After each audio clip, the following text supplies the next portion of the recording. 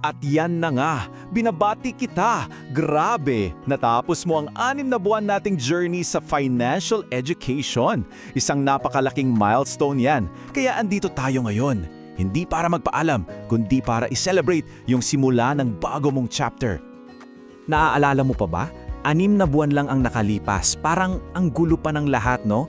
Hindi mo alam kung saan ka magsisimula. Para kang nasa gitna ng gubat na papaligiran ng mga stocks, mutual funds, tapos yung financial freedom. Parang ang layo-layo pa. Balikan mo yung pakiramdam na yon. Kasi ang totoo, yun pala yung simula. Yung pagkalito, yung uncertainty, hindi pala yun yung huling chapter ng kwento mo.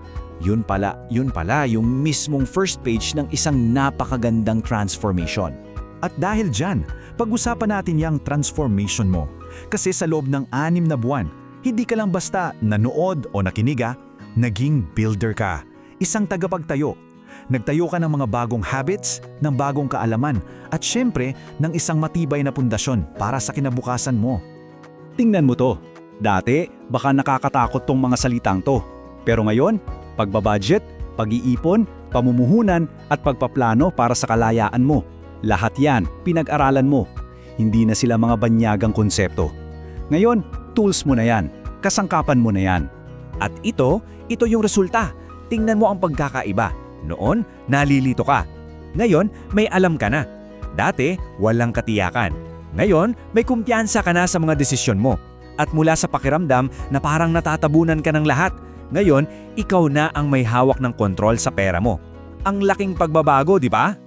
So, ngayon, may kailangan tayong gawin. Kailangan na nating angkinin ang bago mong pagkakakilanlan. Dahil pagkatapos ng lahat ng pinagdaanan mo, may karapatan ka ng tawagin ang sarili mo na isang mamumuhunan. Uulitin ko pakinggan mong mabuti. Hindi ka na isang baguhan. Isa puso mo yan. Bawat video, bawat piso, bawat konsepto na inintindi mo, lahat yon ang nagdala sa'yo sa puntong to. Ito ka na ngayon. Ikaw ay isang baby step investor. At hindi lang yan basta titulo Ito yung description ng ginagawa mo. Kinukuha mo yung kaalaman at ginagawa mo siyang aksyon. Ginagamit mo yung consistency mo para lumago. At yung maliliit na hakbang na ginagawa mo araw-araw, yan mismo ang magdadala sa'yo sa financial freedom. At alam mo kung ano ang pinaka-powerful dito? Ang ginawa mo. Yan yung bagay na hindi nagagawa ng karamihan. Maraming nangangarap, maraming nagbabalak, pero iilan lang talaga yung kumikilos at nagsisimula. At isa ka na doon. Ipagmalaki mo yan.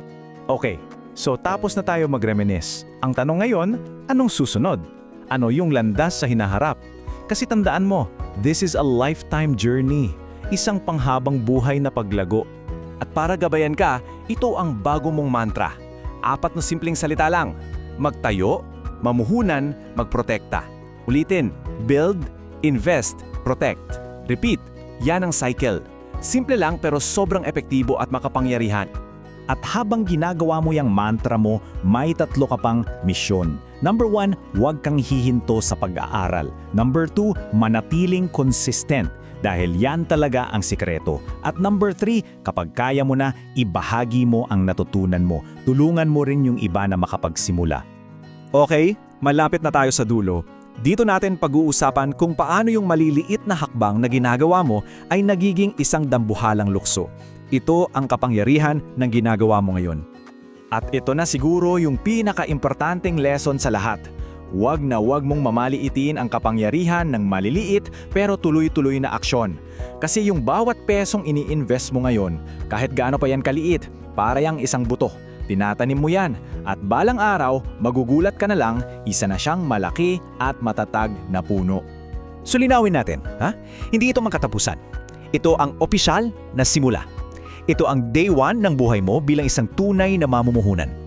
Lahat ng nangyari sa nakarang 6 na buwan, training lang yun. Paghahanda para sa araw na to. Kaya iiwanan kita ng tanong na ito. Ngayong opisyal ka ng isang baby step investor at ngayon pa lang talaga nagsisimula ang journey mo, ano yung susunod mong baby step? Ano yung isang maliit na bagay na gagawin mo ngayon o bukas para ipagpatuloy ang paglago mo? Isipin mo. At kung ano man yan, gawin mo. Nagsimula ka na. Ang kailangan mo na lang gawin ay magpatuloy.